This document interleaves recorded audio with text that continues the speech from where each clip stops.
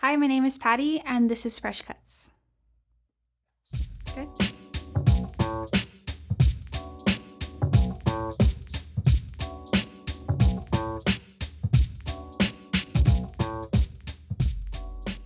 Just say it. I remember the first time I said, I love you. But I don't remember you ever staying long enough to end that sentence without the question mark.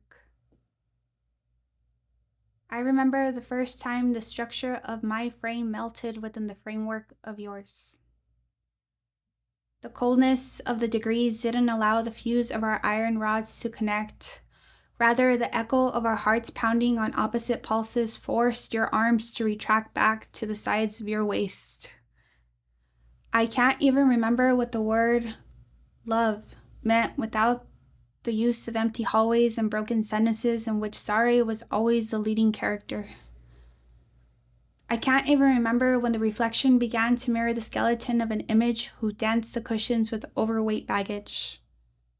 Could you even sketch the lines of my face without the guided handbook in your hands of a cookie-cutter love story that truly isn't ours?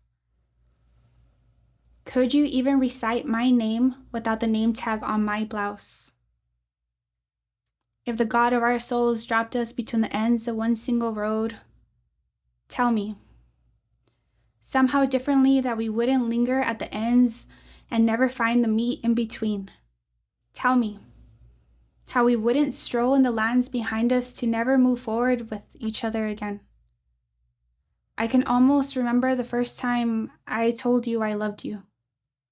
It was in the quiet absence of your wake. My mind tasted the words, rearranged the letters to foreign encryptions, repeated it over and over. I love, you, love, I love you. Yet, when the arrangements of words was finally complete and I uttered the depth of those words out loud, they never meant the same ever again. I need you, but I don't want you.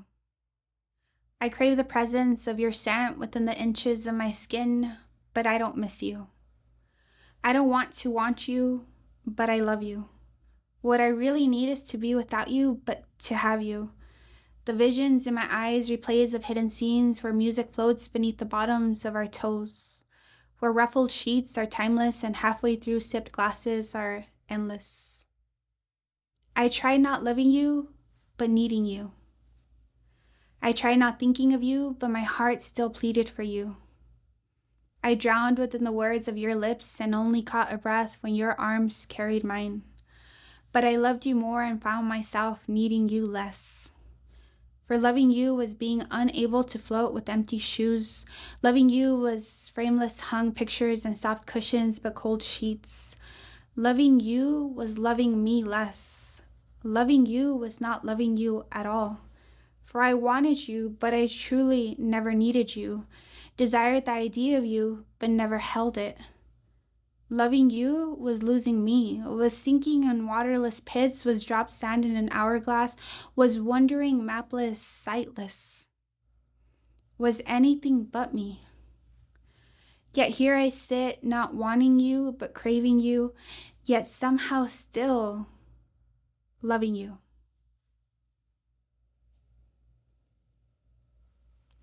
For in the stanza in which you found beauty is a time in which the caps of my knees were lower than the 6 feet of dirt below me.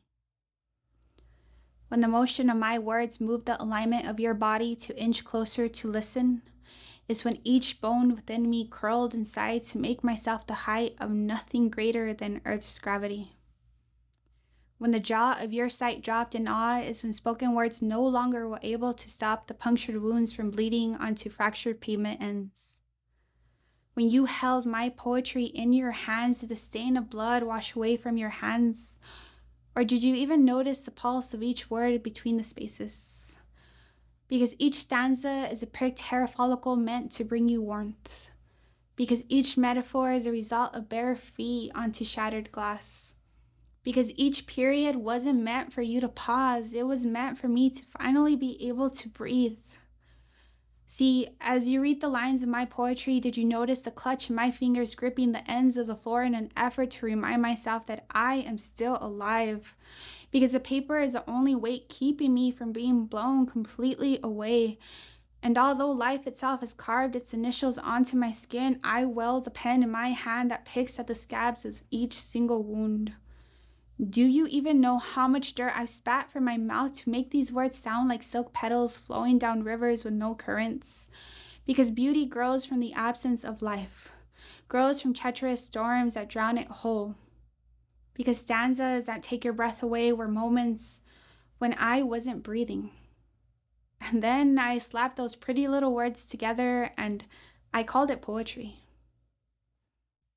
Thanks for listening. Follow me at Patty's_poetic_life and stay tuned for more videos of other poets as well here at Fresh Cuts.